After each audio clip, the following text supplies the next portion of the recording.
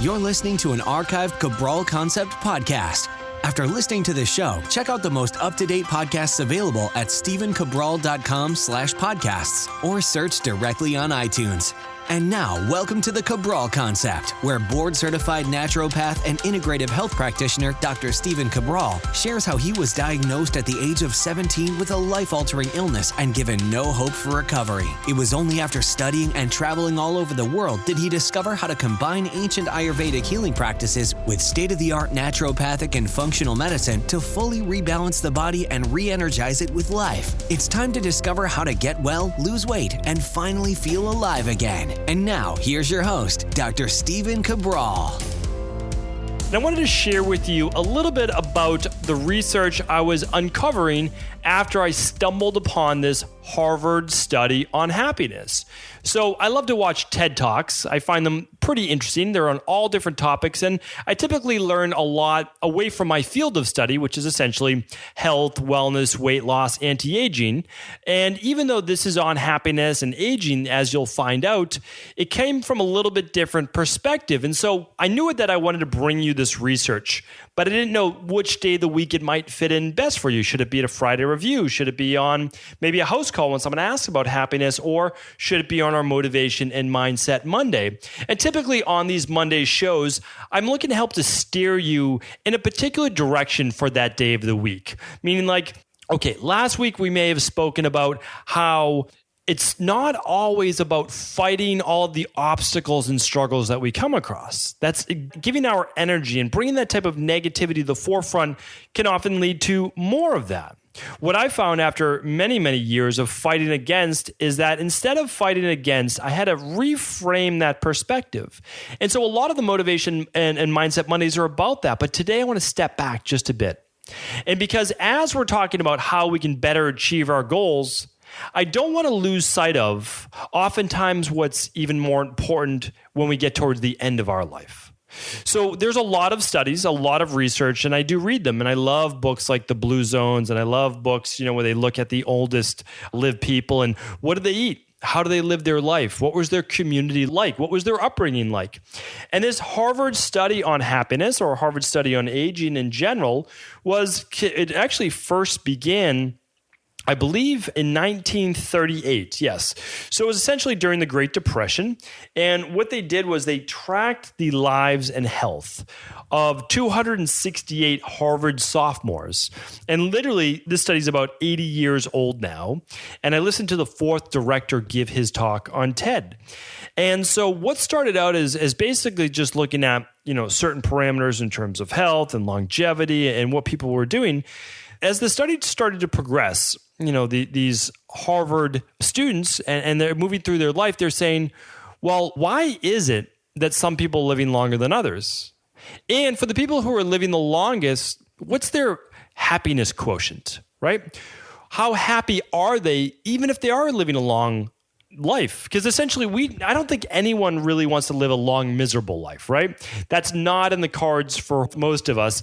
But we say, okay, so we want to live a long life if we can enjoy a lot of happiness. Of course, that leads to a better quality of life. And it leads to, hopefully, less pain, less health issues, all of those things. So what they did was they said, okay, let's look at these people. And now they're even looking at their children.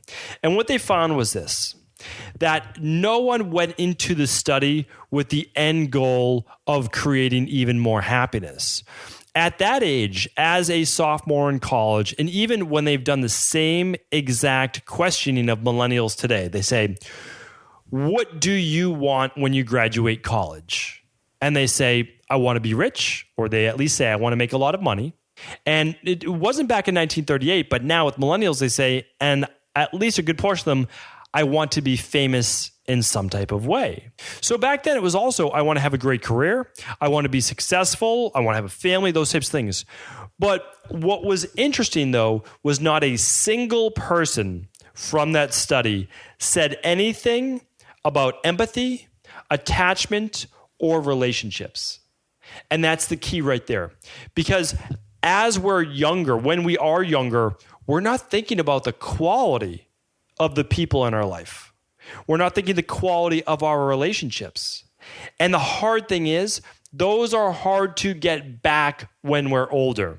And what they found was, yes, in the beginning, a lot of people are focused on their career. No doubt about it. They are focused on making money because they know that that may lead to more options later in life. Being able to travel, have the home that they want, let their kids go to any school that they want, any one of those things, of course. And I think, a lot of people, they don't care about the money. And I would say for myself as well, like I'm never fixated at all on any amount of money that I might be making. What I simply want is to be able to make my own choices in life. That's it. That brings me happiness, again, for now. But now what we're looking at is what happens when people are in their 60s, 70s, 80s, 90s, 100, looking back in their life.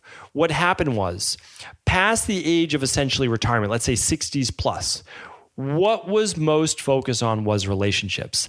That's what ultimately led. That's what all of these Harvard students being interviewed now are saying that was the most important thing that they should have focused on, and the ones who are currently happy are focusing on right now. And that's such a big part of the blue zones as well. So if you haven't heard of the blue zones before, I've done a whole podcast on this as well. But the blue zones are the longest lived people. And communal meals, all of those things was very high up on the chart. And here's another reason why. During this Harvard study, what they found was even those people in their 80s, they might be suffering from a lot of physical-based pain, joint pain, rheumatoid arthritis, those specific types of health issues. What they found was the people who had the best relationships, the people who were still married, ended up feeling less pain, meaning that they knew the pain was there, but the issue was they had someone that they could count on, or someone at least beside them, where they didn't feel lonely. And that keyword loneliness kept coming up. And it's interesting because I've seen this word before in a lot of my research on depression and low mood in general, is that the people who are most depressed, one, and I've spoken about this before, they don't have a goal, a concrete goal that they're working towards. I've seen that a lot in depression. But the other reason was, again, we're looking at this from a psychological perspective as well. There's a lot of physiological issues that could be going on too. But really, another part of that is loneliness. They don't have that person in their life. Maybe they're married. Maybe they have a significant other, whatever it might be, but they still feel lonely. Like that's the thing. You can be in a relationship and still feel lonely. That can lead to that lower mood or depression. And this study I thought was amazing as well. And I thought back to my grandparents.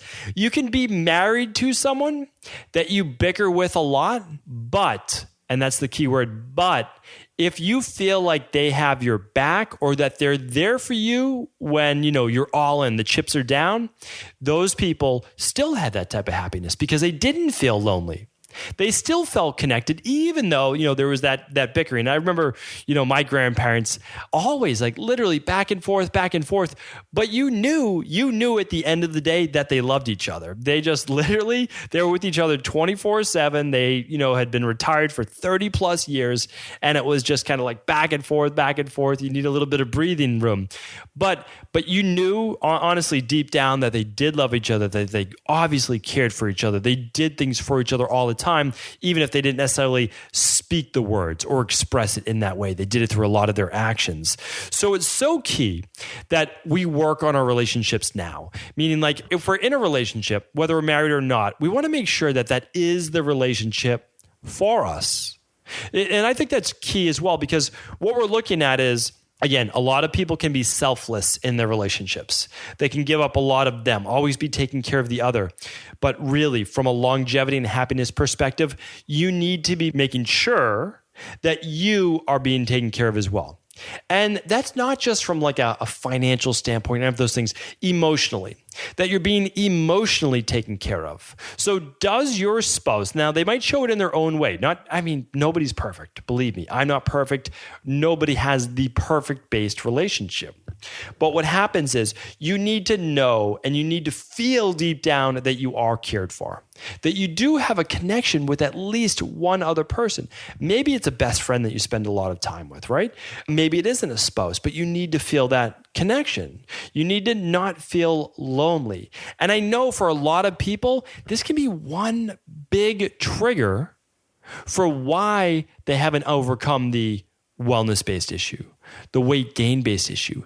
For weight gain, you might be using food, honestly, as a way to produce more serotonin so that you don't feel lonely, so you don't feel all alone, so that you don't feel depressed, or at least with a lowered mood. So my recommendation right now is that if we know, and we look at all these studies like of centenarians and all the people who are living a long life, what got them there? I've spoken about that before in terms of food and health and the diet that you should be following. But today, and just as important, because literally just as important, because again, this study wasn't just about psychology, it was also about running lab tests.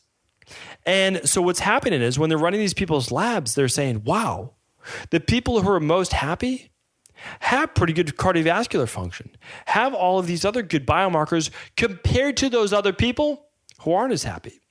So that's why we have to not underestimate how important the connection is between our mind and our body. Our psychology literally affects our physiology. That means the thoughts that we think, the emotions we feel from the mind and from the heart affect every cell in our body. And if you look into the Heart Math Institute and you look into a lot of these other disciplines that might not be considered conventional medicine based, even though they use advanced technology and it is true medicine, a lot of people just think it's like too far out there. We're finding that the brain and the heart, especially the heart, have a very specific frequency and it has a very specific energy output. And that energy output can actually be measured. So it's time to stop thinking that the way that we become healthy and whole is only through our diet, is not just through our exercise, it's not just through our nutritional supplements. It's about the thoughts that we think, the emotions we feel, and how we view the world. And one of those ways, one of those hacks as we'll call it, if we want to say like, well, how do we break it down? Is by starting to spend a little bit more time on our relationships, not even just for the sake of relationships and just trying to build those relationships, but understanding that to be a healthy, whole person, to have a really fulfilled life, is you do have to have some type of connection so that you don't feel lonely. And so one thing that this kind of really triggered for me is making sure that I spend more time with my good friends that I've been friends with for 20 plus years. It's tough because I have 2 young kids now. I have a 3-year-old, I have a 5-year-old, and I travel a lot for work. And I work a lot Monday through Friday, a lot of hours. And so at the end of the day or the end of the week, what can happen is like, whoa, that was another week. And it just passed by. And I'm like, and I didn't send the text. I didn't make the phone call to reach back out to a lot of my friends and say, hey, we need to get together for dinner. We need to do, get our families together, whatever it might be. Everybody's so busy. And we've never been busier and we've never been more isolated. And the reason is we have so much input from work, from online, from all of our social media, from all of these things that we forget sometimes about the genuine connections. And I bring this up simply because I want you to think about this, all right? I simply want you to start to think those thoughts that we can't lose touch with the human connection. Because at the end of the day, all this electronics, everything that we're immersed in, and our work as well, because I'm very immersed in that as well, and my research, my reading and writing, all of those things, is that we can't lose track of the most important things in life. And as human beings, one of those deep things, one of the things that makes us human are our relationships. It is our community. Let's make sure that we don't lose that. So one thing that I would really like you to do, today's Monday, one thing that I would really love you to do is today, while the motivation may be there, is to reach out to at least one person. It can be family, meaning like if you haven't connected with a family member in some time, reach out to them today. But you can also reach out to a friend that you haven't seen in years or maybe at least months. And try to just reach out, be like, hey, I was thinking about you today. And say, how are you doing? That's it. Start the dialogue again. And then be like, I would love to connect. Are you able to meet for lunch or a coffee or a tea or whatever it might be? Really think about that. I want you to make that one connection with just one person. Make that one connection. Or maybe it's a group of friends you haven't seen for a while. But I would also, with your significant other, is just not to lose track of. Because the days can blend together and sometimes we can have a lot of challenges in life. We can have a lot of challenges in relationships. But that you don't forget at the end of the day to keep the main thing. And that is our relationships, and especially our close relationships with a partner or with a spouse and with the parents and those types of things that, again, They're the people we spend the most time with. There's sometimes where we can have the most difficulties with, but also at the end of the day, that will ultimately create our happiness in our life. The time that we spend the most with certain people or wherever at our relationships is what ultimately is going to dictate, are we happy? Are we not happy? Are we satisfied or not satisfied? Or do we feel lonely? And the time to rectify that is now, and it really is. And again, it's just by taking small steps. So I'll continue to bring more of this research, more of those small steps that you can take each and every week on the Cabral concept. But if this show helped, please feel free to, honestly, if you could leave a review on iTunes, that would mean so much to me. That will help us to spread the message to more and more people. Simply go to iTunes and then go to the Cabral concept. You can leave a review right there. But what's even more important to me is simply that you share the message in your best way. If you know anyone that this podcast could help, just feel free to share it to them. Just send the link right to them. That would mean a lot to me. Thank you, everyone, for tuning into another Cabral Concepts, and I'll be back tomorrow with our Total Wellness Tuesday show. Before you go, I wanted to share a personal story with you. The real reason I began to get well finally is because I figured out what was wrong with me. And that might seem pretty obvious, but I went from doctor to doctor for over 2 years before discovering at-home functional medicine lab testing. These are the labs that enabled me to finally figure out what was wrong with my hormones, blood sugar, electrolytes, and gut health. And once I knew what was wrong, I could then follow a proven plan in order to rebalance my body from the inside out. This is why I believe so strongly in functional medicine lab testing and why I've made it my mission to share these labs with the world. Now at equa.life, you can order an at-home lab test or lab bundle for you and your family and be able to complete it within the week. Plus, the EquaLife difference is that you're not left to try to read and figure out these labs on your own. We explain what your lab numbers mean, what they mean in the much bigger picture, and then how to go about rebalancing your body in order to heal. To see our full selection of lab tests or to set up a free lab selection call to find out what labs may be best for you, simply head on over to equa.life/labs. And do remember, we ship these all over the world. To find out more and to set up your free lab selection call, simply head on over to equa.life/labs. That's EQUI.LIFE/labs.